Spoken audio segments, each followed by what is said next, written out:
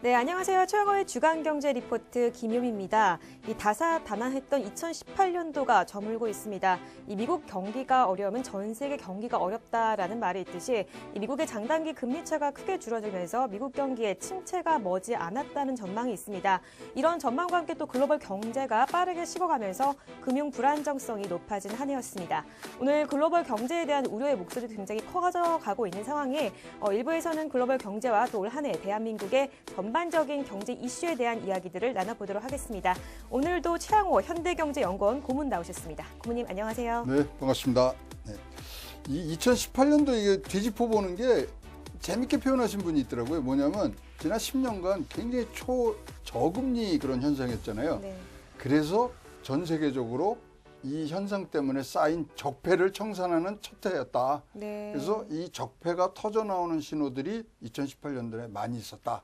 이런 표현을 이제 쓰시는 분들이 계시더라고요. 그래서 굉장히 공감이 가고 우리도 그러면 이 앞으로 2019, 20년을 어떻게 보낼 것인가 꼭 되짚어 봐야 될 해가 2018년 같습니다. 네, 그렇다면 최양호의 주간경제 리포트 본격적으로 시작을 해보도록 하겠습니다. 올 한 해 경제 이슈 살펴보기 전에 먼저 글로벌 경제부터 좀 정리해보고 가려고 하는데 최근 IMF에서 2018년도 5대 경제 이슈를 선정했다라고 합니다. 이것부터 좀 말씀해 주시죠. 굉장히 재미난 그 IMF가 보고서를 냈어요. 그래서 5개가 굉장히 의미하는 게 컸기 때문에 한번 짚어보려고 하는데 첫 번째가 네. 글로벌 경제가 둔화하고 있다가 네. 경제 이슈 중에 크다 이거죠. 즉 이거는 뭐 미국이 나홀로 호황으로 가는 부분들에 대한 어떤 성찰인 것 같고요. 그다음에 두 번째로 꼽은 게 역시 미중 무역 전쟁. 네. 그다음에 세 번째가 이런 수차례 금리 인상으로 한 아까 지적하신 대로 단기 금리 차가 줄어드는 부분. 그리고 이제 네 번째가 그러다 보니까 금리가 올라오니까 달러화가 굉장히 강세가 됐었죠. 네. 그리고 그 달러화의 강세에 의해서 신흥국들이 금융위기에 또 모는. 그래서 5가지를 이렇게 했는데 보면은 4가지가 트럼프 발이에요. 그죠? 그래서 뭐 미중 무역 전쟁이라든가 달러 올리고 내리고 뭐 이런 달러 강세 이런 것들이 다 트럼프. 그래서 요새 말하는 것을 RNT라 그러죠. 리세션 앤 트럼프. 이 두 개가 합쳐져서 이제 2018년도와 2019년도에 굉장히 큰 화두를 이루고 있을 것이다 하는 것이 IMF가 5대 글로벌 경제 현황에 대해서 시사점을 그렇게 보이고 있습니다. 네, IMF 보고서가 발표한 이 글로벌 경제 이슈 5가지에 대해서 말씀을 해주셨습니다. 그렇다면 이제 대한민국 이야기를 좀 해봐야겠는데 올해 대한민국의 전반적인 경제 이슈들을 한마디로 표현을 하자면 어떤 게 될까요? 또 이렇게 어려운 질문부터 하신다. 그런데 뭐 여러 가지 표현들 많이 하셨는데 일단 뭐 제 그 입장에서는 임중도원이다. 어려운 단어인데요. 그러니까 이제 뭐 사자성어를 써서 죄송합니다만은 날은 젊은데 갈 길은 굉장히 멀다. 그래서 아직 이제 시작이 뭐 우리 목표점까지 가기에는 너무나 먼 곳에 있기 때문에 힘들었던 한 해 아니냐.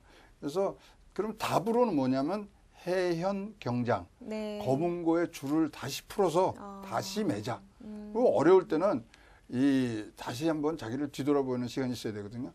그래서 겨울철이잖아요. 네. 길 가다가 뭐 빙판길에 넘어지면은 넘어진 다음에 바로 일어나려면 또 넘어져요. 네. 넘어지면은 거기에 넘어진 상태에서 옷도 털고 그다음에 정확히 잘 일어날 수 있는 자리로 이동해서 일어나야 되는 거거든요. 네. 그런 것처럼 해현 경장 우리가 진짜 소리가 잘 안 날 때는 줄을 한번 풀어서 다시 줄을 매는 그러한 2018년도, 19년도의 이 길목에서 한번 떠오르는 생각들이 그런 표현을 우리 경제에 꼭 드리고 싶은 그런 소망이 있습니다. 네, 뭐 2018년 정말 많은 일들이 있었지만 해영 경장의 정신으로 좀 2019년을 준비해봤으면 좋겠습니다. 그렇다면 좀 더 자세하게 2018년도 이제 경제 5대 이슈에 대해서 좀 살펴보도록 하겠습니다. 먼저 첫 번째 이슈로 주 52시간 근무제를 꼽아주셨어요. 이게요, 일단 여러 가지 이제 현상이 있을 수 있는데 왜 첫 번째로 뽑았냐면요, 이게 제도적 변화거든요. 네. 그래서 패러다임이 변하는 우리가 옛날에 주 5일제 갔을 때도 굉장히 혼란스러울 수 있었던 많았죠. 부분이지만 지금은 굉장히 우리가 정착이 되어 있는데 그런 제도와 패러다임이 바뀌는 게 항상 가장 큰 이슈라고 저는 생각을 했고요. 네. 그래서 52시간을 이제 뽑았는데 자, 이걸로 아직도 안 끝난 숙제들이 많죠. 그렇죠. 어떻게 생각하세요? 52시간. 탄력 근로제를 어떻게 네. 이제 운영을 하느냐. 그 탄력 근로제 3개월이냐, 그 확대할 수 있는 6개월이냐. 또 그다음에 임금 체계를 어떻게 바꿔야 되냐. 숙제가 네. 굉장히 많은. 그래서 탄력 52시간 근무제가 그러한 논의를 시작을 할 수 있는 방아쇠가 됐기 때문에 네. 저는 가장 큰 사건은 52시간 근무제다. 이렇게 제가 뽑아봤습니다. 네, 어떤 많은 이제 분들이 시민들이 일찍 끝나봤자 뭐하냐, 돈이 그렇죠. 없어서 쉬지도 못한다, 뭐 이런 이야기도 있어요. 저녁이 있는 삶, 뭐 네. 이걸로 해서 52시간인데 저녁은 있는데 저녁 밥이 맛없어진 삶, 뭐 이런 얘기도 하고요. 52시간으로 하니까 지금 가장 큰 문제점은 근로 시간이 단축이 됐습니다. 네. 2.1에서 2.4 정도 시간이 지금 줄었는데 2.4시간이 줄었다고 가정을 한다면 소득이 그만큼 주는 그쵸. 거죠. 그래서 소득이 주는 그런 어떤 이 부작용에 대한 정책을 앞으로 어떻게 갖고 갈 것이냐. 또 네. 한꺼번에 몰리는 근무 집중 시간을 어떤 식으로 연간으로 퍼지게 하느냐. 따라서 생산성, 그다음에 소득 증대 이런 것들이 서로 굉장히 격하게 붙어 있는데 이거는 뭐 지혜를 모으면 나올 수 있는 부분이고요. 제도가 바뀌는 측면에서 올해의 가장 큰 그런 사건이라고 저는 뽑고 있습니다. 네, 좀 성공적으로 좀 안착이 됐으면 합니다. 두 번째로는 부동산 정책을 꼽아주셨어요. 우리 이제 연구원에서 1년 동안 가장 경제에 관한 이 뉴스들 쭉 뽑는데 네. 단연코 1위가 부동산입니다. 그쵸. 그만큼 지금 뭐 작년부터 이 정권에서 15차례 부동산 대책을 내놨고, 그러니까 이 부동산 정책을 한마디로 지금 저보고 얘기하라면 이거야말로 우왕좌왕이었거든요. 네. 그래서 처음에는 수요 억제로 갔다가 지금은 이제 공급 확대로 이제 전환을 한 부분인데 굉장히 국민들을 좀 혼란스럽게 만들고 네. 이게 안 되면 저거라고 자꾸만 이게 이쪽이 막으니까 저쪽이 부러지니까 거기에 네. 자꾸만 덧칠을 한 것 같아요. 그래서 네. 뭐 정책적인 이슈로도 굉장히 중요한 거였지만 너무나 우왕좌왕했기 때문에 우리에게 조금 실망은 줄 그런 부동산 정책이고요. 부동산 정책이 한 2년 내지 3년 후에 효과가 나타나거든요. 좀 참을성 있게 일관되게 그리고 큰 그림으로 좀 부동산 정책을 진행해 달라는 그런 당부의 말씀도 드리고 싶습니다. 근데 개인적으로 좀 궁금한 게 있는데 부동산 용어들이 굉장히 어렵잖아요. 대책들이 나오면서도 봐도 좀 이해 안 가는 것들도 많은데 제가 만약에 이제 집을 하나 주택을 갖고 있다면 뭐 임대 사업을 하란 얘기인가요? 이게 하지 말란 얘기인가요? 이게 그러니까요. 임대 사업하면 이제 세제 혜택이 있으니까 이걸 해야 되는 건지 말아야 그렇죠. 되는 건지 그 정책이 아니 뭘 얘기하는 건지 잘 모르겠어요. 보유세를 높인해서 임대주택자에 대해 혜택을 주겠다 그랬다 뺏었다가 네. 뭐 하는데 뭐 2018년도에 부동산 이 관련된 용어 중에 가장 1위는 뭐 항상 잘 아시는 똘똘한 한 채. 네. 그걸로 이제 뭐 집약이 되니까 지금 과연 내가 보유를 해야 되는 게 좋은가? 두 채를 사는 게 좋은가? 팔아야 되는가? 이게 이제 감이 안 오는 거죠. 그래서 진짜로 좀 우왕좌왕했습니다만 이제는 이것을 모아서 나올 대책은 다 나왔어요. 그래서 최근에 뭐 3기 신도시까지 나왔기 때문에 이제는 관리를 잘하는 부분으로 이제 전환을 해야 된다. 뭐 그렇게 지금 저는 보고 싶습니다. 네, 알겠습니다. 세 번째로 꼽아주신 것은 이제 소득 주도 성장과 최저임금입니다. 이건 뭐 입이 아프게 우리가 네. 얘기를 했죠. 그래서 효과들이 잘 안 나오고 있지만 또 문재인 대통령도 필요한 경우에는 보완의 대책을 하라 그랬는데 최근까지도 이런 뭐 국민들의 뭐 생각이라든가 우려, 기대감들을 저버리는 그런 정책들이 계속 나오고 있기 때문에 과연 이것을 뭐 몰고 갈 것이냐 이러한 것에 대해서 아주 철저한 반성과 판단이 있어야 되는데 소득 주도 성장 내년에도 계속적으로 화두가 될 것 같고요. 최저임금 내년도 이제 시행을 해보면은 또 10.6%가 올라갑니다만은 어떻게 살아야 될 건지 또 최근에는 또 시행령이 나왔잖아요. 그래서 분모 분자에 주휴수당을 넣냐 안 넣냐 해서 지금 굉장히 말이 많은데 맞아요. 주휴수당까지 정말. 그래도 이제 기대감은 홍남기 부총리의 이제 공약 중에 하나가 3월까지는 최저임금의 구조를 개편한다 그랬는데 모르겠어요. 지금 홍남기 출범에 대해서 굉장히 기대감이 많았던 사람 중에 하나인데 지금 뭐 첫 작품으로 내놓은 이 뭐 주유수당 관련된 이 정부의 시행령은 아주 기대감에 못 미치는 그런 작품이어서 홍남기 부총리에게 하여튼 뭐 영상 편지를 쓴다 그러면 다시 한번 초심으로 돌아가서 뒤를 한번 돌아봐 주십사 하는, 그리고 자기가 분명히 취임사에 얘기했던 경제 심리의 벽을 넘자는 부분에 대해서 꼭 좀 다시 한번 되새겨보는 그런 연말연시가 됐으면 좋겠습니다. 네, 말씀 잘 들었습니다. 네 번째로는 이 삼성 바이오로직스의 분식 회계였습니다. 이게요, 사실 굉장히 뭐 이 재벌을 어떤 뭐 해체하는 부분, 재벌의 그런 구조에 대한 어떤 생각에서부터 사실은 또 회계라는 것이 우리나라 주식시장이라든가 경제에 이제 근본적인 정보를 제공한다는 점에서 이 많이 바뀌었어요. 네. 뭐 전 정권에서는 뭐 분식 아니다 그랬대, 이 정권에 와서는 또 분식이다 그래서 신뢰성을 잃어가는 부분들이 있기 때문에 이거는 소위 말하는 대표성이 굉장히 큽니다. 그래서 한 번에 회계의 신뢰성을 잃으면 사실은 주식시장의 그런 어떤 변동성을 너무나 주기 때문에 뭐 어쨌든 간에 상장 폐지까지는 안 됐습니다만은 이 점이 뭐 시사하는 바는 결국 정책의 일관성이 지금 부족하다는 부분. 그래서 그런 부분에 대해서 좀 경종을 좀 울려야 되겠다는 생각에 4번으로 뽑아봤습니다. 네, 이제 분식 회계가 맞다 아니다를 떠나서 절대적으로 딱 이걸 구분짓는 기준이 없나 봐요. 그러니까 기준이 전 정권에서는 바뀌었죠. 아니다. 네. 그리고 올해는 그게 바뀌면 안 되잖아요. 네. 그건 또 회계인데. 그렇죠. 그래서 이것은 어떤 정치의 그런 이 뭐 항상 정치하고 경제가 싸우면요, 경제가 네. 져요. 근데 경제가 죽게 생겼잖아요. 그럼 항상 정치가 사라집니다. 네. 따라서 너무 경제를 그냥 뭐 이렇게 옥죄듯이 이렇게 주물럭주물럭 하시면은 이거는 우리가 경제가 나중에 정치를 되치게 합니다. 네. 그런 아주 뭐 특정한 예로 네. 삼바 분식 회계를 또 다시 한번 들춰봤습니다. 네, 오늘 정말 올해 정말 큰 논란이 있었던 삼바 분식 회계를 네 번째 이슈로 꼽아주셨습니다. 마지막으로 오너 갑질인데요. 정말 여러 가지, 특히 그 비행기 사건부터 그렇죠. 해서 정말 많이 뭐 떠오르네요. 물컵, 그다음에 뭐 최근에 뭐 양진호 회장의 네. 그런 어떤 기행까지 쭉 나왔는데요.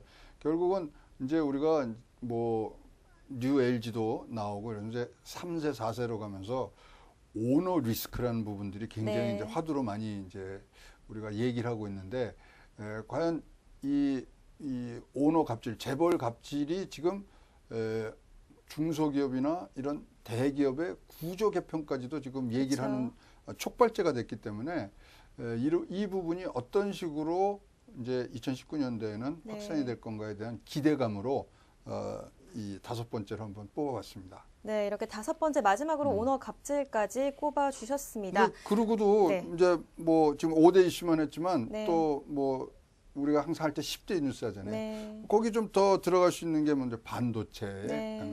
반도체가요, 세계에서 유일하게 단일 품목으로 1,000억 불 수출을 한, 대단한 거죠. 대단하네요. 세계 최초예요. 그것도 있었고, 군산 GM이 네, 또 이제 공장 뭐 폐쇄가 됐죠. 그다음에 또 이제 눈여겨봐야 되는 건 BMW가 네. 또 이게 뭐 사고가 많이 했고요. 가장 또 이제 이 기념비적인 것은 5G가 첫 송출을 했습니다. 네. 그래서 이런 것들은 우리가 2018년도에 좀 네. 기억을 해야 되는 경제 사건 중에 하나라고 이제 보여집니다. 네. 네, 이렇게 또 더 해서 반도체 이야기까지 또 해주셨고요. 비트코인 얘기도 좀 안 해볼 수가 없을 것 같아요. 올해 초에 정말 뜨거웠고 또 뭐 그렇죠. 여러 방송사에서 비트코인 관련된 프로그램도 정말 많았어요. 근데 조금 지금은 주춤해진 모습을 보이고 있거든요. 네. 정말 지금 이렇게 좀 이렇게 주목받지 못하는 이유가 있다면 어떤 아니 게 그러니까 있을까요? 2,600만 원까지 가고 네. 갔던 비트코인이 이제는 뭐 154만 원, 450만 원, 그다음에 또 이걸로 해서 많은 또 얘기들이 있었잖아요. 네. 뭐 저 빗썸이 해킹을 당한 얘기부터 돈 코스코 뭐 호의 그런 돈스코이오, 그런 또 어떤 뭐 이상한 얘기, 그다음에 거래소가 이번에는 뭐 공매도가 비슷한 네. 거를 했다는 것 등등, 그러니까 관심의 대상이 굉장히 됐는데요. 자, 지금은 아무도 얘기를 안 해요, 그죠? 네. 혹시 예전에 한번 거래해 보셨어요? 저는 비트코인은 거래한 적은 없습니다만 네. 비트코인을 그래도 남보다는 많은 연구를 했던 그 그런 경험이 있어서 비트코인에 관심이 많은데 사실 이제 말씀을 드리고 싶은 거는 이제 4차 산업혁명으로 가는 길목에서 비트코인이 이제 나왔는데 네. 자, 과연 이게 화폐로서의 기능을 하느냐 못하느냐에 네. 대한 문제는 많았지만 제가 이제 시청자 여러분께 꼭 비트코인에 관해서 말씀드리고 싶은 거는 비트코인이 화폐가 되는 시대가 아니라 블록체인 자체가 화폐가 되는 것으로 지금 트렌드가 바뀌고 있다는 말씀을 드리고 싶어서 이 비트코인 얘기를 좀 지금 끄집어냈습니다. 그래서 지금 뭐 세계에는 뭐 이 나라에서 베네수엘라 같은 페트로코인까지 비트코인의 기본이 되는 기술, 블록체인 기술이 화폐가 되는 그런 시대가 온다는 것이 우리 주류 경제학자들의 의견들이기 때문에 꼭 참고를 하시고요.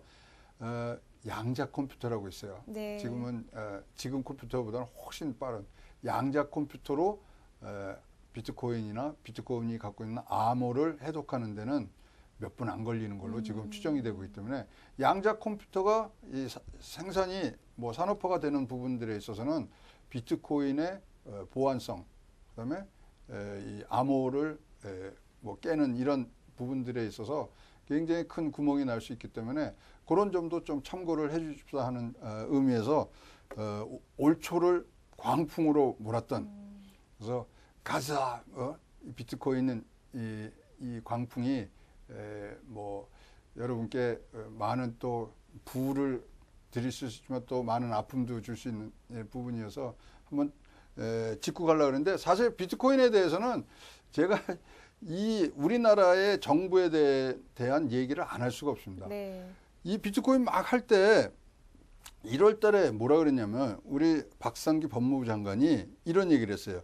개인들이 쓸모없는 돌덩어리를 놓고 좋은 거라며 사고 팔고 있다. 이렇게 아주 폄하를 했거든요. 네. 네, 비트코인이 갖고 있는 그런 블록체인이란 기술에 대한 정부의 보는 관점이 굉장히 편협했다. 네. 그리고 아직까지 우리나라에서 지금 해결 못한 게요. 비트코인이 자산이냐 화폐냐에 대한 결론을 아직 못 냈어요. 이 가장 먼저 이제 비트코인이라는 게 나왔던 게 2008년도였나요? 그렇죠. 2008년도에. 네, 아직 사람들은 잘, 이 시청자분들이 많이 듣긴 했지만 비트코인과 블록체인 구분을 잘 못하시는 것 같아요. 어떤 차이가 그러니까 있나요? 블록체인이라는 기술을 써서 네, 이 비트코인이 사람과 사람 간의 가상화폐를. 중앙은행이 없이 네. 이 통용되는 화폐 그것을 이제 비트코인이라고 암호화폐 뭐 이런 식으로 하지만 네. 옛날에 저기 그 싸이월드에서 도토리 있죠, 도토리. 그렇죠. 그게 비트코인입니다. 그게 원조고요. 네. 뭐 이 우리 게임하러 들어가면 선물 주고 이런 게 다 비트코인의 이제 네. 원조들이죠. 네. 그래서 사실 비트코인도 우리나라가 제일 최초로 그런 개념을 만든 거예요. 네, 블록체인이라는 건 그럼 이제 기술을 기술이죠. 말하는 원장을 어떻게 네. 기록하느냐 기술. 그다음에 그 원장에 대해서 어떤 식으로 이 공개적으로 서로 인증을 해주느냐는 부분인데 블록체인은 뭐 아시겠지만 지금 안 쓰이는 분야가 없을 정도로 네. 많이 쓰이고 있기 때문에 일단 공부를 하시려면 네. 또 여기에 대해서 연구를 하시고 좀 참고 자료를 하시면 비트코인 책을 사지 마시고 네.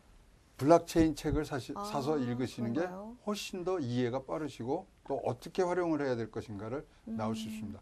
그래서 비트코인의 네. 지금 이 활용폭은 어디까지 가냐면 남과 북이 지금 경협을 하고 있는 부분에서도 비트코인을 쓰자는 얘기들이 많이 나오고 있습니다. 어떻게 사용이 되나요? 북한 돈하고 우리 돈하고 지금 환율차가 있는데 다르죠. 이 환율차를 그대 1대1로 붙어가면 독일 같은 현상이 일어납니다. 네. 8조 이상의 이 손해를 봤던 그런 동독과 서독 간의 이 환율을 그때 1대1로 그냥 네. 갔거든요. 그런 부분부터 해서 비트코인을 쓰게 되면 그러면 그런 어떤 경제적인 손해가 덜 그렇죠. 하다라는 건가요? 그리고 비트코인을 하면서 그거를 환율로 완충작용을 해주고요. 비트코인은 아까 말씀드린 블록체인을 쓰기 때문에 네. 그 비트코인이 돌아다니면서 모든 기록을 담거든요. 네. 그러면 우리가 지금 가장 아쉬운 게 북한의 경제가 어떤 식으로 돌아가는지 모르거든요. 네. 모든 정보가 담깁니다. 유통이 어떻게 되고 등등의 장점이 많기 때문에 이 블록체인을 이용한 암호화폐가 남북 경협에도 지금 쓸 수 있다는 가능성에 대해서는 네. 많은 사람들이 관심을 갖고 연구 중입니다. 네, 이렇게 비트코인의 긍정적인 전망까지 해주셨습니다. 다음으로는 삼성증권 배당 착오 사건에 대해서 이야기를 또 안 해볼 수가 없습니다. 이 사건 굉장히 기억에 남는데. 그렇죠. 네. 이 뭐 어이없는 실수일까요? 이런 삼성증권이란 대기업에서 네. 뭐 배당을 하면서 착오를 줬는데 결국은 이것의 이제 본질이 그런 뭐 배당이 잘 됐니 안 됐니가 아니고 아무도 네. 이러한 잘못된 이 배당에 대한 감시를 하고 견제를 해줄 시스템이 없었다는 부분들이 놀란 거죠. 그래서 최근에 이 비트코인 뭐 얘기 끝에 나오는 거지만 또 업비트라는 회사에 지금 뭐 불구속 기소가 돼 있습니다만은 업비트요. 거기서도 지금 이 없는 상태에서 네. 코인이 없는 상태에서 거래를 한 것처럼 만들었다는 네. 지금 혐의를 받고서 지금 조사 중인데요. 네. 같은 맥락이거든요. 뭐 아무것도 들고 있지 않은 상황에서 전산상에서만 왔다 갔다 한 부분. 네. 이러한 부분들은 진짜로 우리가 4차 산업혁명 그다음에 IoT 이런 기술들이 들어가는 부분에 있어서 네. 굉장히 이제 눈여겨봐야 될 그런 사건들이기 때문에 저도 굉장히 이제 기억이 많이 나고요. 네. 이런 부분들이 이제 자꾸만 쌓이면서 우리가 보완 네. 그리고 4차 산업혁명을 맞이할 수 있는 부분들이 점점 더 우리한테 아주 안전하게 다가오는 그런 순간이기 때문에 삼성증권의 배당 착오도 한번 제가 5대 뉴스 중에 하나로 뽑아봤습니다. 이런 착오 사건 같은 경우가 과거에도 혹시 혹은 해외에서 이런 비슷한 사건이 있었나요? 뭐 해외 사건은 잘 모르겠는데요. 네. 하여튼 뭐 외국 같은 데는 이제 공매도도 일단 진짜로 주식을 안 갖고 있어도 공매도하는 제도가 네. 있고 그러기 때문에 하지만 하여튼 어쨌든 간에 거기 기록을 남겨서 누군가가 견제를 네. 할 수 있는 부분들이 있어서 이것들은 뭐 항상 우리가 네. 눈여겨봐야 될 그런 사건 중에 하나죠. 네, 이런 공매도라는 건 진짜 어떻게 보면 사기랑 다름 없잖아요. 아니, 주식을 근데 갖고 사기라고 있는 그러면 게 아닌데 아니죠. 사기가 아니고 네. 유동성을 공급하는 굉장히 좋은 제도인데 공매도라는 게 이제 예. 불법 아닌가요? 불법 공매도라는 아닙니다. 거는? 불법은 아니고 우리나라도 이 네. 증권을 갖고 있으면은 네. 그거는 분명히 그 제도를 활용할 수 있는 부분이고 굉장히 순기능이 많아요. 뭐 근데 이런 제도를 잘못 운영해서 네. 나오는 부분들에 대한 우리가 네. 이제 반성이 있어야 되지만 네네. 공매도 굉장히 좋은 제도입니다. 잘 활용을 하면. 그래서 공매도의 지금 뭐 무용성에 대해서 얘기를 하지만 이게 시장이 굉장히 안 좋을 때 네. 시장의 유동성을 확장적으로 보여주는 제도이기 때문에 잘 활용을 해야 된다고 이제 보여지고요. 지금 이렇게 봤을 때 우리나라가 뭐 올해가 조금 이제 경제가 아까 뭐 우리가 전반적으로 뭐 안 좋게 됐지만 제도 정비를 좀 많이 해야 될 네. 것 같습니다. 그래서 이런 제도 정비가 가는 아픔들이거든요. 사실 최저임금도 마찬가지고 네. 52시간 그 탄력근 조제도 마찬가지고 또 부동산, 그다음에 비트코인 뭐 이런 등등이 뭐 정책 이슈로 많이 나오고 있습니다만은 이 제도 정비를 해야 경제가 나빠지고 있는 상황에서는 우리가 네. 살아남을 수 있는 기준점이 생기거든요. 네. 그래서 2019년 바라보는 이 논점은 저는 단 한 가지죠. 지금 뭐 여기서 우리가 조금 생활이 나아지고 아니고가 그게 지금 현안이 아니라 2020년에는 네. 분명히 우리나라에 또는 전 세계적으로 침체가 옵니다. 네. 그때 어떤 식으로 우리가 치고 나가느냐, 살아남는 게 중요한 거거든요. 네. 살아남느냐에 준비를 할 수 있는 그런 시기적인 기간이 내년 1년이라고 생각하기 때문에 이런 조목조목 사회 구석구석 경제 구석구석에 박혀 있는 내용들을 좀 잘 우리가 바라보고 정리할 수 있는 그런 한 해가 내년이 됐으면 좋겠습니다. 뭐 여러 가지 정말 2018년도에 뭐 우왕좌왕한 사건들도 많았고 제도도 정말 많이 나왔지만 이게 이제 2019년도에 좀 잘 안착이 되고 또 성장의 발판이 되었으면 하는 바람이 있습니다. 네. 1부에서는 이 글로벌 경제와 대한민국 경제 5대 이슈에 대해서 간단하게 또 짚어봤습니다. 2부에서는 좀 더 자세하게 이 2018년 월별 이슈에 대해서 정리를 해보려고 하니까요. 잠시만 기다려주시면요. 곧 시작하도록 하겠습니다.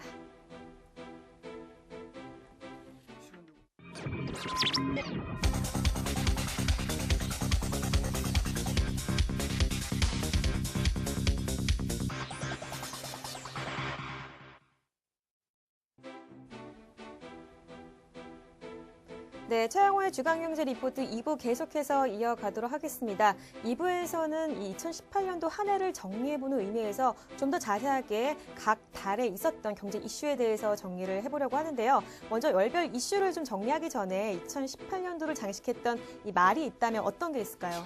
이제 재미난 그 통계를 갖고 있는데요. 네. 작년도에 우리 국민들이 가장 많이 썼던 단어가 뭐일 것 같아요? 작년이라는 건 2017년 말씀하시는 거죠? 2018년. 2018년이요? 올해죠. 예. 저는 평창 동계올림픽이 떠오르면서 가장 국민들이 영미 그 여성의 이름을 많이 외쳤잖아요. 100점이세요. 네. 영미 이게 제일 영미, 우리 국민들이 많이 썼던 얘기고. 제 이름과도 좀 비슷하거든요. 아, 그렇군요. 네. 아, 거기도 김씨 아니에요? 네, 그렇죠. 그 친족 관계는 아니시죠? 전혀 그런 건 없네요. 네. 우리 김효미 앵커가 훨씬 더 이쁘게 생기셨으니까 아유, 친족 관계는 아닌 걸로 하고. 네. 경제에 관한 것들이 굉장히 이제 몇 가지 재미난 얘기들이 있는데 네. 뭐 판단을 잘못한 것부터 이제 뭐 이 어떤 자기 아픔을 내놓은 얘기들이 있는데 가장 이제 대표적인 게 소상공인은 국가가 버렸다. 누가 그런 이야기? 아니 이제 소상공인 협회에서 그런 얘기들을 했죠. 그래서 네. 자영업자 소상공인이 최저임금 뭐 이런 것들을 고생을 하니까 그런 그렇죠. 뼈 아픈 얘기도 있고 사실 또 북한 가서도 또 희한한 얘기들을 우리나라 이 5대 재벌 총수들이 듣고 온 얘기가 있죠. 냉면이 목구멍에 넘어갑니까? 그때 그 얘기를 한 네. 거잖아요. 그래서 그때 굉장히 충격이 컸어요, 사실. 또 거기다가 재미난 우리가 실소를 금치 못했던 얘기, 장하성 실장이 한 얘기가 있죠. 네. 기억이 나시겠지만 모든 국민이 강남에서 살아야 할 건 아니다. 내가 강남에서 살아봐서 아는데. 그래갖고 굉장히 우리 네. 국민들의 공분을 터뜨렸던 그쵸. 기억이 나시죠? 그다음에 재미난 게 또 조원현 어디 장학관인가요? 네. 그래서 양반 제도를 폐지를 네. 양반 출신이 주장할 때 더 설득력 있다. 무슨 얘기냐면 조희연 서울교육감이 자기 애들은 외고에 보내는데 외고를 없애고 대안학교 가라는 얘기. 결국 자기가 양반이다 이런 이야기를. 뭐 그렇죠. 하는 그래서 건가요? 그런 부분들이 있고 네. 저로서는 이제 경제 외적인 것으로는 가장 이제 가슴에 와서 닿았던 얘기가 네. 우리 고 이재수 네. 기무사령관이 했던 한 점 부끄럼 없는 임무 수행을 했다. 그런 말이 가장 뭐 최근 거이기도 하지만 네. 가장 마음에 남고요. 또 하나 또 이분도 돌아가시면 존 맥케인 상원의원 네. 암으로 굉장히 투쟁을 하시다가 정말 갔지만 많은 분들이 추도를 했었죠. 그렇죠. 그리고 자기가 이제 이 별세할 때 대국민 편지를 하나 쓰는데 거기에 아주 진짜 주옥 같은 얘기가 나옵니다. 좋았던 나빴던 내 인생의 단 하루도 다른 누군가의 최고의 날과 맞바꾸지 않겠다. 하루하루가 정말 의미 있다. 자기가 얼마나 그 열정적으로 최선을 그쵸. 다해서 살았는지를 원래 그 월남전 참전용사인데 거기서 이제 네. 이 비행기에 추락을 해서 거기서 5년간 살잖아요. 네. 형을 저 감옥소에서 그래갖고 이제 들어와서 전쟁 영웅이 되고 국가를 위해서 공무원하고 이제 상원의원들 쭉 하셨는데 그분이 나라 사랑하는 마음으로 이렇게 얘기했던 것이 사실은 두 가지가 저는 굉장히 뭐 2018년도에 네. 가슴에 남는 얘기가 두 가지고 뭐 물 들어올 때 노조라는 뭐 대통령의 말씀도 있었고 사실 또 김강두 국민경제자문위원회 부위원장에는 네. 한국의 위기론 뭐 이런 것들이 네. 기억에 남습니다만은 2019년도에서는 제일 듣고 싶은 얘기는 네. 딱 하나입니다. 어떤 거세요? 최악이다. 최악이다? 음. 왜 그게 어떤 거죠? 최선이다가 좋지 않을까요? 투자자들이 제일 네. 좋아하는 얘기가 최악입니다. 최악이라는 위기일 것은 때. 올라갈 일밖에 안 남았거든요. 네. 그래서 사실은 가장 좋아하는 얘기가 최악입니다. 네. 최선이라 그러면 내려올 길밖에 없는 거죠. 그렇죠. 그래서 최악이다. 이제 여기서부터 한번 해보자. 그래서 제일 많이 듣고 싶은 얘기는 역설적으로 최악입니다. 뭐 고모님이 하신 말씀을 계속 들으니까 한 해가 정리가 되는데 그렇다면 이 최양호 고문의 2018년도 말말 한마디 해주신다면 어떠겠어요? 이렇게 한 해를 정리하는 의미에서. 열심히 네. 제가 이 경제에 대해서 잘 알지 못하는 그런 뭐 소견으로 말씀을 드렸지만 네. 몇 가지는 제가 맞췄잖아요. 그죠? 네, 그래서 그쵸. 저는 5년도 까방권을 좀 주셨으면 까임 방지권이요? 예, 그래서 우리 무슨 댓글도 이유에서 그렇죠? 아니 댓글도 잘했으니까. 좀, 댓글도 좀 이쁘게 달아주시고 네. 좋아요도 눌러주시고 칭찬도 해주시고 격려를 많이 해주시면 네. 여러분께 소중하고 정확한 정보를 계속해서 제공해 드리도록 하겠습니다. 네, 이렇게 좀 좋은 글, 악성 댓글 대신 좋은 글들 좀 많이 달아주시기 바라겠습니다. 네. 그럼 좀 본격적으로 이제 각 달 이슈, 각별로, 달별로 좀 이슈에 대해서 좀 이야기를 해보려고 합니다. 먼저 가장 2018년도 첫 번째 달 1월이죠. 1월에 이슈가 있다면 어떤 것들이 가장 이슈가 됐을까요? 뭐 아까 우리 얘기한 가상화폐 네. 굉장히 뭐 진짜 뭐 광풍이 광풍이었죠. 불었죠. 광풍이 불었고 네. 사실 1월 달에 눈여겨봐야 될 것은 코스피가 2600선 사상 최고치를 이제 기록을 하면서 그 이후로는 계속 내려오고 있죠. 지금 뭐 2000선이 뭐 아슬아슬한 지금과 비교하면 정말 높네요. 2600이라고 하니까. 뭐 최고치라고 뭐 계속 갈 줄 알았죠. 근데 그때부터 내려왔고요. 선행 지수라든가 이런 것들이 굉장히 이제 안 좋아지는 그런 구간에 들어갔기 때문에 사실 그 고점을 찍고 내려올 때 우리가 알았어야 되고요. 지금에 와서 돌이켜 볼 때는 이렇습니다. 52주간 최고점에서 20%가 떨어지면 주가가 침체기에 들어갔다 그러거든요. 네. 근데 우리는 지금 20%를 넘었기 때문에 이 사전 경보가 좀 들어왔었는데 우리가 너무 방만하게 뭐 당시에는 뭐 우리가 3.1% 2017년에 3.1% 했고 1분기에 네. OECD에서 수출 증가율 1등을 했어요. 또 그래서 네. 우리 계속 갈 줄 알았죠. 근데 그게 아니었던 사건이 두 가지가 1월 달에는 굉장히 기억에 남습니다. 근데 올해 초에 그렇게 2600선까지 사상 최고치까지 올랐다면 내년 초에도 좀 한 해를 시작하는 마음에서 기대감으로 좀 오르지 않을까요? 보통 연초에 좀 많이 올라가지 않나요? 산타 랠리가 원래 있었죠. 네. 그래서 이 뭐 쇼핑도 많이 하고 그러니까 그거 이제 치고 갔는데 지금 모르겠어요. 너무나 세계 경제가 네. 침체에 대한 이 분위기들이 많고 사실 고가와 52주 최고가하고 지금 뭐 현재가하고들을 지금 뭐 등락폭이 굉장히 많지만 미국이 벌써 한번 그 상황을 이제 경험을 했죠. 네. 그리고 뭐 니케이 그다음에 독일의 닥스, 상하이 여기 다 20% 이제 30%씩 좀 네. 떨어지고 있기 때문에 과연 2019년의 증시가 2018년보다 좋을지 거기는 많은 퀘스천 마크가 지금 붙어 있습니다. 네, 알겠습니다. 2월로 좀 넘어가도록 하겠습니다. 2월에는 아무래도 평창 동계 올림픽이 가장 큰 이슈가 그렇죠. 아니었나 싶은데. 뭐 관광 뭐 그다음에 여기에 또 특히 개막식이 또 굉장히 네. 이 드론이 그리는 그런 그림부터 해서 네. 우리가 5G 그다음에 상용화를 최초로 실험했던 부분들이 네. 이 동계올림픽으로 좀 남고요. 네. 그다음에 이제 제일 중요한 게 GM 군산공장 폐쇄한다는 얘기가 네. 그때 나오죠. 그래서 이때 평창올림픽을 바로 앞두고서 GM에서 터뜨려서 진짜로 우리 그쵸. 참 뒤통수 맞은 기분들이 있었죠. 근데 하여튼 우리나라가 이제 아시아에서는 두 번째로 일본이 두 번을 하고 우리가 했고 그다음에 우리나라는 동계올림픽, 하계올림픽, 그다음에 월드컵, 그다음에 F1 이 자동차 경주까지 4대 스포츠 이런 이 대축제를 겪은 몇 안 되는 그쵸. 나라 중에 다 하나로 경험한 나라죠. 이제 됐고요.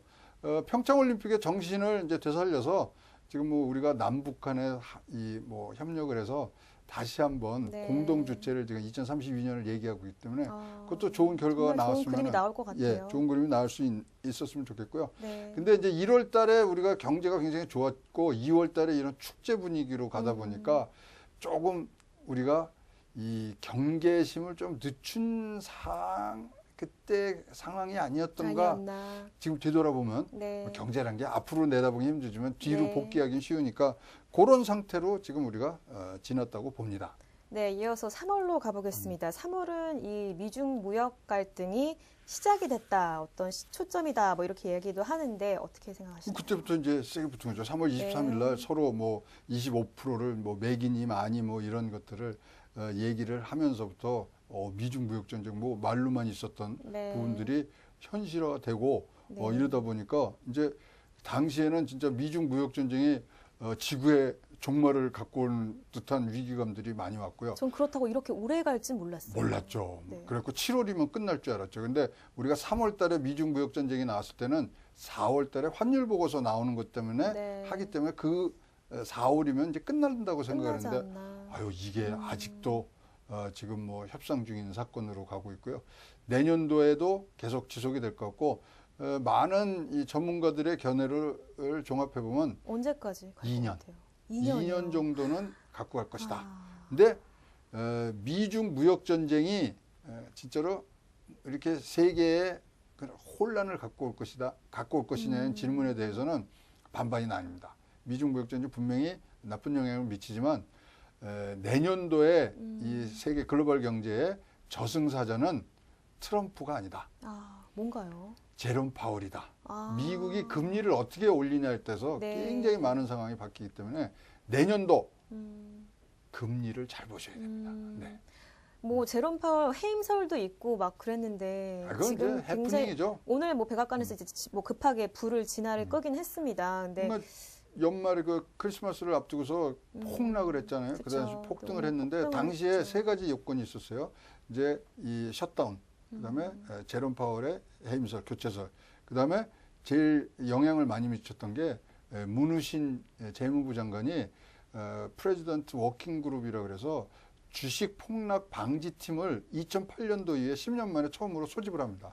그리고 그 사이에 금융계 CEO 6명한테 전화를 한 게 이게 시중에 이제 이 얘기가 돌기 시작. 이건 진짜야? 네. 폭락이야? 그래서 사실은 이 어떤 시중의 여론이라든가 국민의 심리를 컨트롤 못한 그런 부분들이 있어서 국정 운영에 어떤 미숙성이 나타난 거지 뭐 이렇게 떨어질 일 아닙니다. 셧다운하면은 이게 뭐 미국 연방정부 셧다운하면 주식에 얼만큼이 영향을 미치냐? 과거에 19차례가 있었고요. 네. 그다음에 주식은 평균적으로 0.4%밖에 안 떨어집니다. 그래서 큰 것이 아니었는데 그런 심리에 시장이 제일 싫어하는 게 불확실성이잖아요. 그쵸. 그것을 제공한 그런 어떤 강요들의 행동들이 일어났던 일이고 금방 다시 복귀를 했다는 걸로 봐서는 괜찮습니다. 네. 네, 그리고 또 3월에는 또 FTA 얘기도 안 해볼 수가 없을 것 같아요. 그렇죠.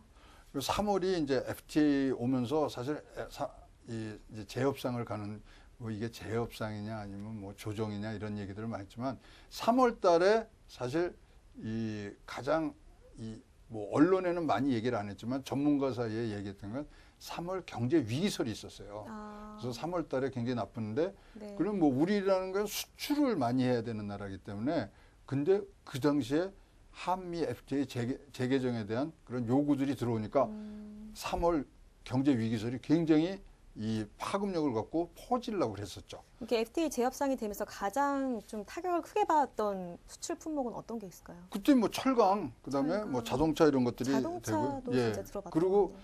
또 3월 달이 올해 최초로 미국에서 금리 인상을 한 네. 달이거든요. 그러니까 그런 것들이 겹치면서 3월 위기설이 왔는데 다행히 하여튼 저희가 1분기에는 네. 1%대의 그런 성장을 하면서 네. 잘 버텨오죠.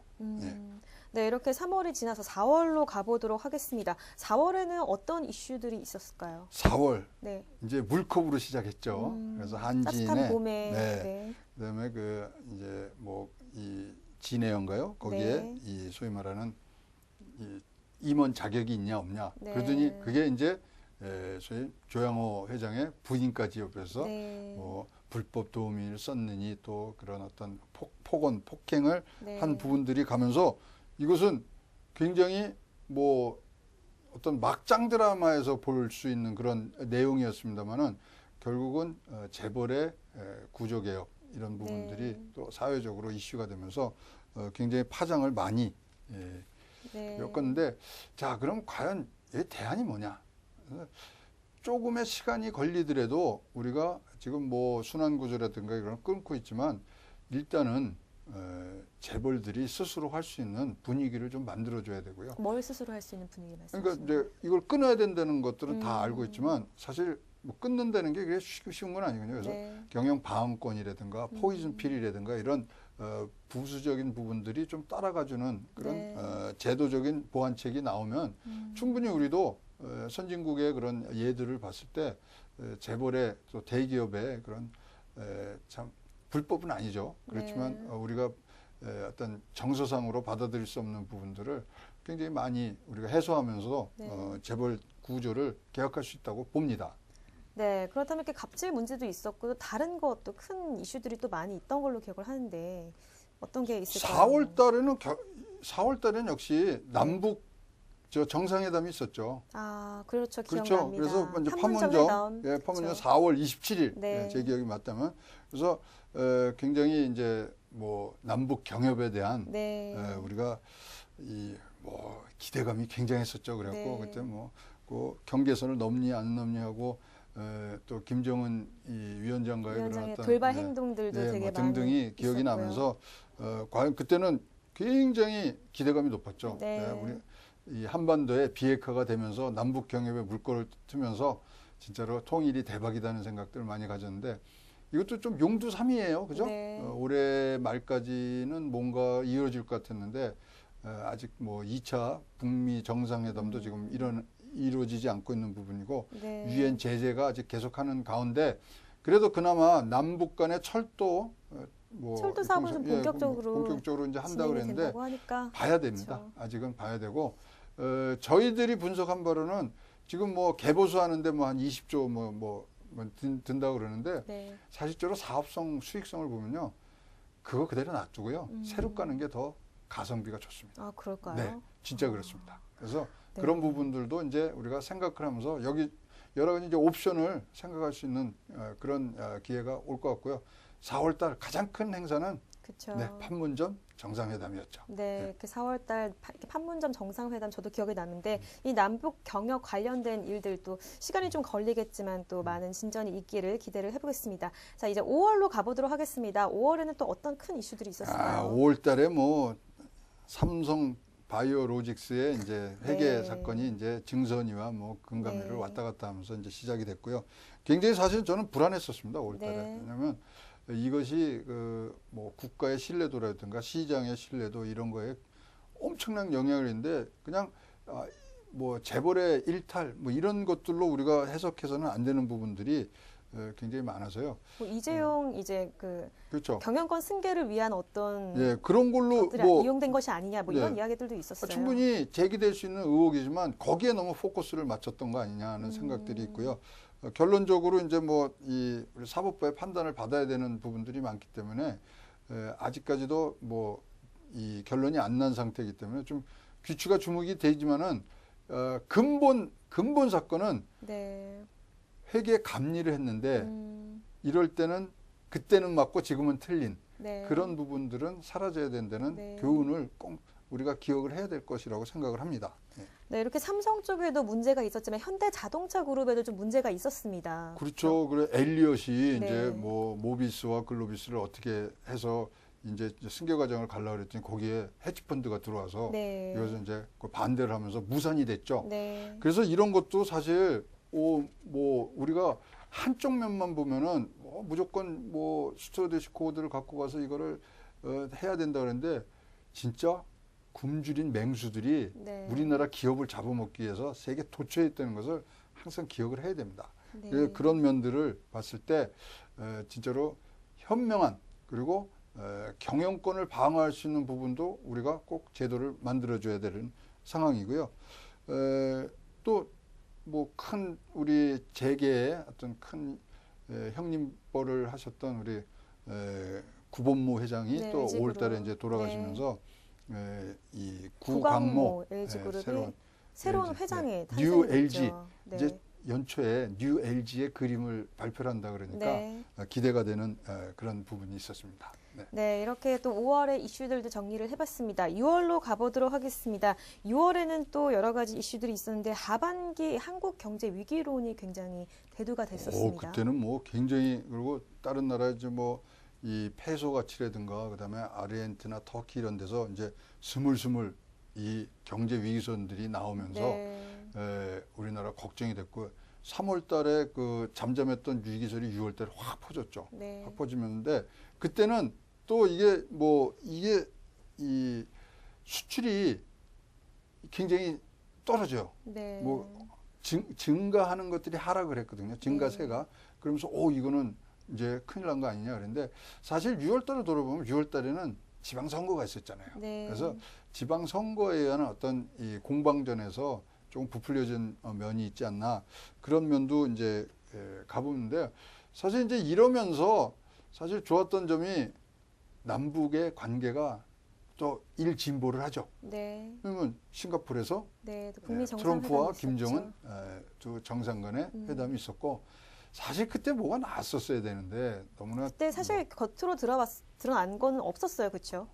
없었죠. 그냥 뭐 그런 거 없다 뭐 이러고 이제 네. 지나갔기 때문에 그런 부분들이 조금 뭐 아쉬웠던데 어차피 이건 시간이 좀 오래 걸린다고 생각을 하고 뭐 기대감을 너무 우리가 너무 뭐 폭넓게 가졌던 네. 거 아니냐는 생각도 좀 듭니다. 네. 네. 아무래도 뭐 북미 정상회담, 뭐 남북 간의 관계는 시간이 좀 필요하지 않나 그렇죠. 하는 생각이 네. 듭니다. 좀 더 더운 여름 7월로 가보도록 하겠습니다. 7월엔 또 어떤 이슈들이 있었어요? 7월 뭐 진짜 폭염이 왔어요. 네. 그래서 물가도 많이 오르고 7월, 8월이 물가가 왔는데 이제 7월 달에 가장 큰 이슈는 사실 미중 무역 전쟁이 본격화돼서 네. 추가로 뭐 500억 불, 뭐 2,500억 불, 뭐 10,000불 뭐 이런 것들이 막 이제 왔다 갔다 하면서 드디어 이제 전쟁이 터지는 거 하나 이제 네. 싶었죠.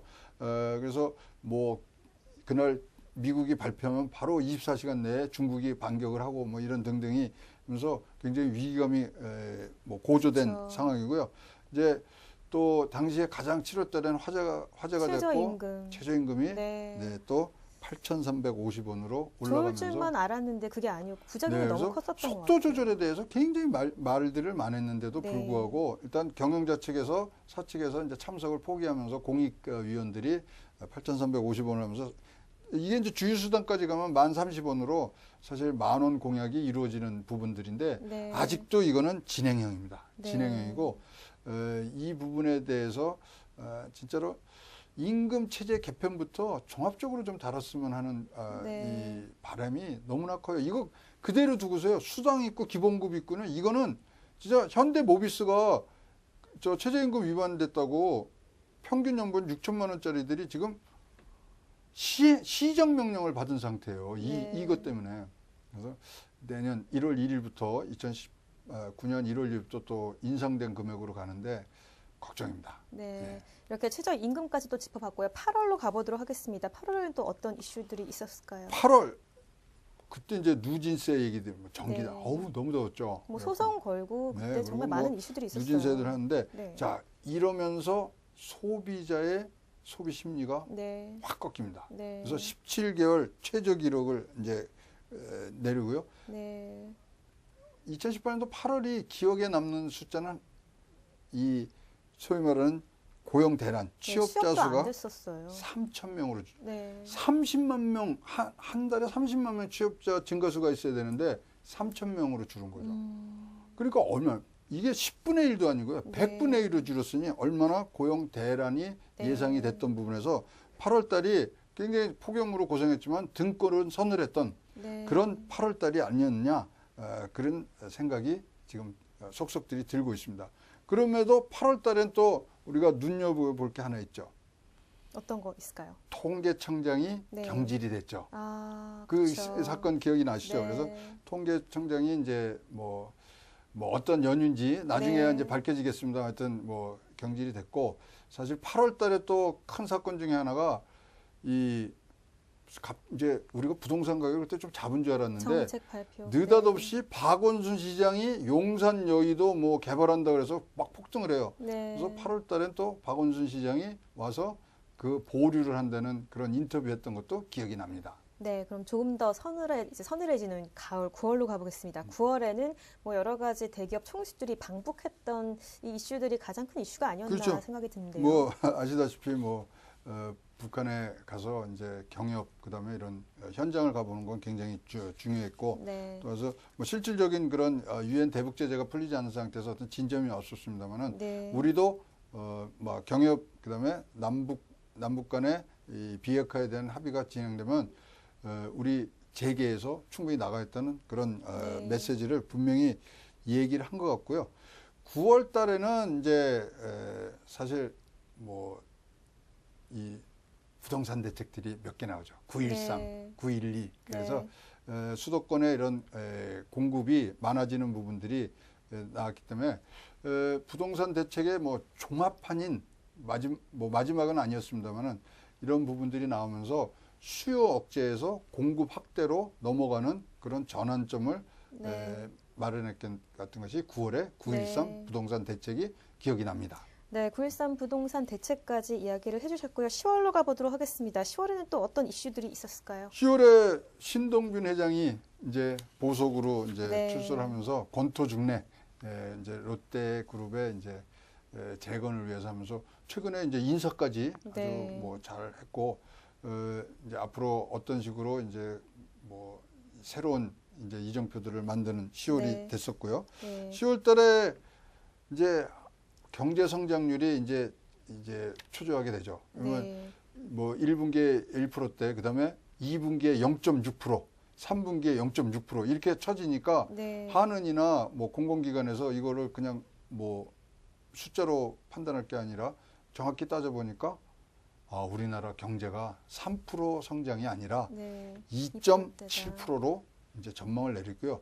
당시에 무디스 같은 데는 무디스가 아니군요. 다른 기관 같은 데는 네, 우리나라를 정부기관에서는. 2.3% 노무라 네. 정권 같은 데는 우리나라 올해 경제 성장률이 2.3%다.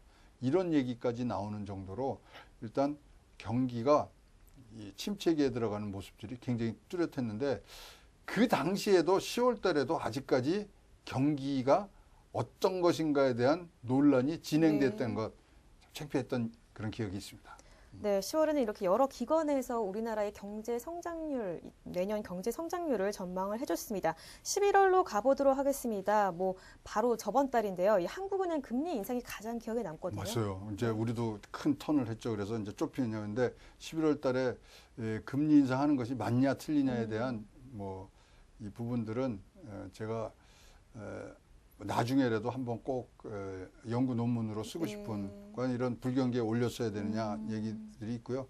그다음에 이제 카드 수수료 인하하는 게 11월 달에 이제 나왔었죠. 네. 그리고 미국의 중간 선거. 네. 그때 미국 중간 선거의 결과에 따라서 뭐 이렇게 된다 시나리오가 6개나 있었어요. 네. 그래서 하여튼 중간 선거가 하원은 민주당이, 상원은 공화당이 나눠 가지면서 네. 뭐 지금 뭐 연방 정부가 셧다운되어 있습니다만은 1월 2일부터 이 임기가 시작이에요. 네. 그래서 아직은 힘겨루기 상태에 있으니까 어떻게 진행될지 한번 지켜봐야 될 상황이 할 것 있습니다. 같습니다. 네. 네, 드디어 이제 마지막 달인 12월에 왔습니다. 12월엔 어떤 이슈가 가장 큰 이슈로 꼽아주셨나요? 뭐 갑자기 미국 연준이 추가 금리 인상한 게 사실은 제일 뭐 인상 깊었고요. 네. 12월에는 이 가장 제가 꼽고 싶은 거는 기대감이 섞인 그런 뭐 말씀입니다만은 홍남기 경제부총리에서 네. 경제 2기 팀이 나오면서 뭔가 바뀌는 듯한 아직은 뭐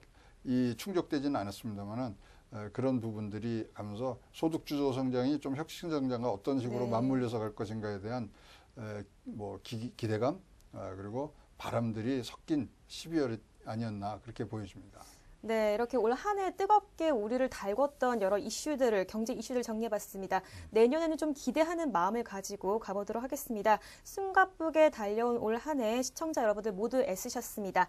네, 그리고 이렇게 2018년도 한 해를 최영호 주간경제 리포트 잘 이끌어 오셨는데 한 해 어떠셨는지 그리고 또 시청자 여러분들께 또 2019년도 새해 인사 짧게 부탁드릴게요. 아니 제가요 이 참 짧은 소견으로 우리 시청자 여러분들의 그런 눈높이에 맞는 정보를 드렸는지 잘 모르겠습니다. 제가 아는 소리만 너무 했던 거 아닌가라는 그런 후회감도 있고요. 2019년도에는 진짜 알짜배기 그리고 진짜 여러분께 도움이 되는 정보와 해설로 여러분 새해에 큰 힘이 될 수 있도록 더욱더 정진하도록 하겠습니다. 새해 복 많이 받으십시오. 네, 시청자 여러분 한 해 정말 고생 많으셨습니다. 저희는 더욱더 알찬 소식을 가지고 2019년도 새해에 찾아오도록 하겠습니다. 시청해주신 여러분 고맙습니다.